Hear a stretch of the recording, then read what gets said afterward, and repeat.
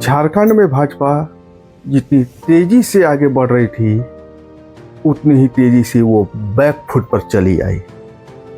जिस भाजपा को झारखंड में चारों तरफ फूल कूल दिखाई पड़ रहा था, खिलता हुआ कमल फूल दिखाई पड़ रहा था, ये भाजपा की सबसे बड़ी भूल साबित हुई। भाजपा ने बाहरी नेताओं को लेकर क्या गलती कर दी?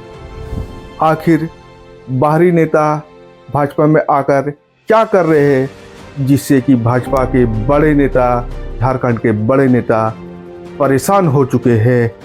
आखिर बाबूलाल मरांडी ने झारखंड विकास मोर्चा, जो उनकी पूर्व पार्टी थी, उसमें जो नेता थे, उन लोगों को जो टिकट दिलवाया है इस बार, तो ऐसा क्या संकेत मिल रहा है कि यदि आने वाले दिन में बाबूलाल के साथ कुछ अच्छा नहीं होता है तो कुछ साजिश कर सकते हैं?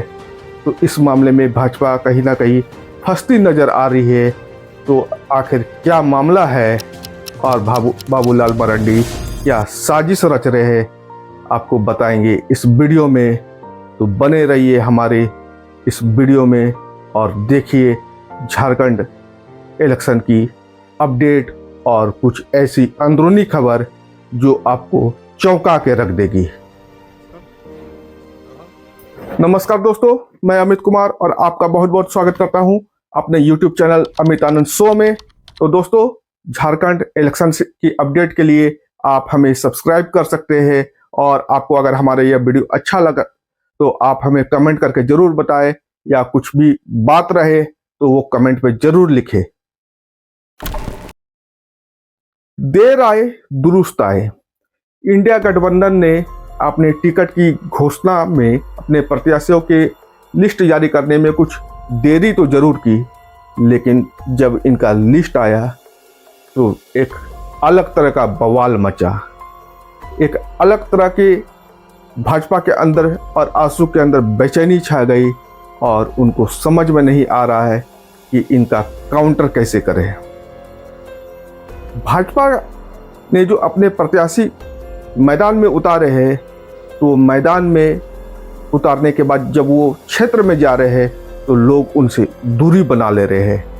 लोग उनसे ना मिलने में इंटरेस्ट दिखा रहे हैं, ना उनके कार्यकर्ता उनका साथ चलने में सहयोग कर रहे हैं, उनके चुनाव प्रचार में सहयोग नहीं कर रहे, और लगातार ये संकेत दे रहे हैं, ए बार नहीं चलतो, ए बार कमल नहीं खिलतो, जो उनके लिए एक बुरी स्थिति पैदा कर रही है, उनके लिए एक बुरा संकेत दे रही है कि शायद इस पर कुछ अलग होने वाला है। दोस्तों, पूरे झारखंड में एक अकेले ऐसे नेता ने ऐसा तूफान मचा के रखा है कि झारखंड भाजपा को समझ में नहीं आ रहा है कि इस तूफान को रोके कैसे। इस नेता के पीछे दौड़ने वाली भीड़ को संभाले कैसे। उन्हें लगने लगा है कि शायद इस नेता को टक्कर देने के लिए झारखंड भाजपा के पास तो कोई ऐसा चेहरा नहीं है, शायद मोदी जी को उतारना पड़ेगा तभी इस नेता को टक्कर दिया जा सकता है, वरना एक कम समय पर लंबी लीड ले लेगी जेएमएम और उसका इंडिया गठबंधन। ये नेता कोई और नहीं, झारखंड के मुख्यमंत्री हेमंत सोरेन की पत्नी गांडे विधायक कल्पना। एक नारा है, हेमंत दोबारा है। क्या है?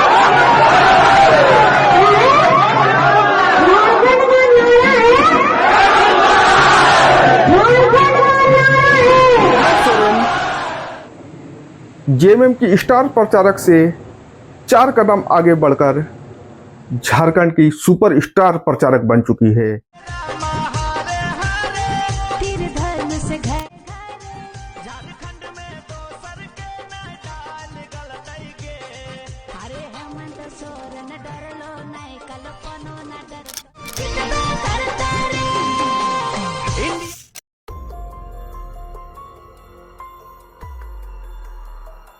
जेएमएम प्रत्याशी वर्तमान में चाहत रख रहे हैं कि उनके लिए कल्पना सोरेन एक रैली कर दे और वो हेमंत सोरेन के रैली से ज़्यादा कल्पना सोरेन के रैली करवाने को की चाहत रखते हैं और कल्पना सोरेन को ज़्यादा प्रेफरेंस दे रहे हैं, क्योंकि उनकी बोलने की क्षमता, उनका संवाद, उनका बॉडी लैंग्वेज और उनकी जो लोकप्रियता है वो हेमंत सोरेन से कई गुना ज़्यादा अच्छी और बड़ी दिखाई पड़ रही है। दोस्तों, झारखंड में इंडिया गठबंधन के जो अन्य घटक दल हैं, चाहे वो कांग्रेस हो, आरजेडी हो, सीपीआई सीपीएम हो, ये लोग भी कहीं ना कहीं चाह रहे हैं कि उनके प्रत्याशी के लिए कल्पना सोरेन एक आदत रैली कर दे, उनके प्रत्याशी के लिए चुनाव प्रचार कर दे, क्योंकि उनके द्वारा किया गया चुनाव प्रचार शायद उनके प्रत्याशी की जीत की संभावना को बढ़ा देगा, या जो प्रत्याशी की जीत की संभावना ज़्यादा है उनके जीत के मार्जिन को बहुत ज़्यादा बढ़ा देगा। इसलिए इन घटक दलों का भी जेएमएम के ऊपर प्रेशर है कि कल्पना सोरेन से प्रचार करवा दीजिए। लेकिन एक आदत कल्पना सोरेन किसके लिए प्रचार करेगी, क्योंकि उन्हें अपने पति के विधानसभा को भी देखना है, वो खुद भी गांडे से प्रत्याशी है वो भी देखना है, और उनके क्षेत्र क्योंकि जो गांडे, सरायकेला, खरसावा, जमशेदपुर, उधर की वो जिम्मेदारी उनके ऊपर है, क्योंकि उधर से चंपई सोरेन उनको टक्कर दे रहे हैं उस क्षेत्र से, तो उधर भी उनको संभालना है। इसलिए कल्पना सोरेन के लिए एक बड़ी मुश्किल की घड़ी हो गई है।